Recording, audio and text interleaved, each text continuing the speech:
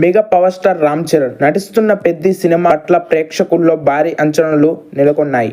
విషయం తెలిసిందే. బుచ్చిబాబు దర్శకత్వంలో రూపొందుతున్న ఈ స్పీడ్స్ డ్రామాలో పాత్రలు ఉంటాయని ముందుగానే ఒక క్లారిటీ ఇచ్చారు. అందులో కన్నడ స్టార్ హీరో శివరామ్ కుమార్ పాత్రకు ఎంతో ప్రత్యేకమంటున్నట్లు తెలుస్తుంది.